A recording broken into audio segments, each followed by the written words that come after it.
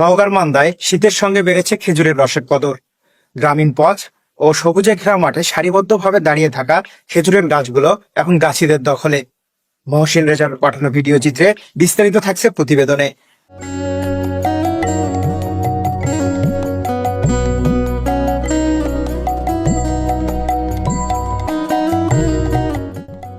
মান্দা উপজেলার বিভিন্ন এলাকায় খেজুরের গাছের রস সংগ্রহ ও গাছ প্রস্তুত করতে ব্যস্ত সময় পার করছেন গাছিরা।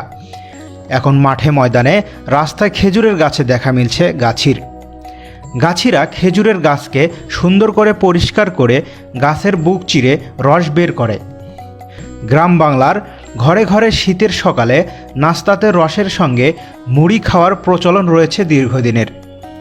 শীতকালীন পিঠাপুলি, পায়েস সহ রকমারি খাবার তৈরিতে রস ও খেজুরের ব্যাপক চাহিদা রয়েছে। খেজুরের রসের পায়েস, পিঠে পুলি, ক্ষীর সন্দেশ, ভাপা পিঠে, চিতই পিঠে, দুধ পিঠে সহ হরেক রকমের বাহারি পিঠে তৈরি করা হয়।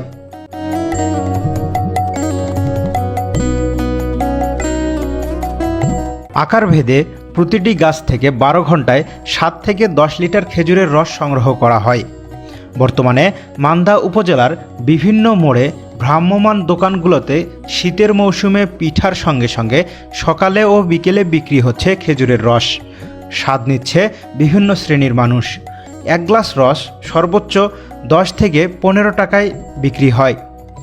শুধু রস বিক্রি করে অনেকটাই আর্থিকভাবে লাভবান হচ্ছে গাছিরা। বৃহস্পতিবার বিকেলে বাজারের সামনে দেখা যায় একজন গাছি খেজুরের রসের ভার সাজিয়ে রাস্তার পাশে বসে আছেন, আর পথচারীরা সড়কে দাঁড়িয়ে গ্লাসে গ্লাসে রস পান করছেন। অনেকেই নিজে খেয়ে পরিবারের জন্য নিয়ে যাচ্ছে।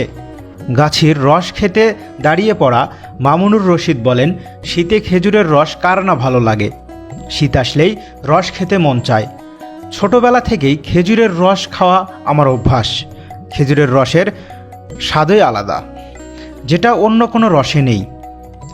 তাই 10 টাকা করে 2 গ্লাস রস খেলাম। রস বিক্রেতা মকবুল হোসেন বলেন, আমি অনেক পরিষ্কার ও স্বাস্থ্যসম্মতভাবে রস বিক্রি করি। প্রতিদিন 1 থেকে 2,000 টাকার রস বিক্রি হয়, মাঝে মধ্যে তার থেকেও বেশি টাকার রস বিক্রি হয়। তিনি বলেন, আমরা গাছিরা শীতের শুরুতেই খেজুরের রস সংগ্রহ করতে শুরু করি, তবে আরও আগে থেকেই প্রস্তুতি নিতে হয়। 5, 7, 8, 10টা এই খাওয়া দাওয়া চলে, কিছু বিক্রি হয়। এই কতদিন ধরে এই এটা করতেছেন আপনি? এই 10-12 বছর থেকে।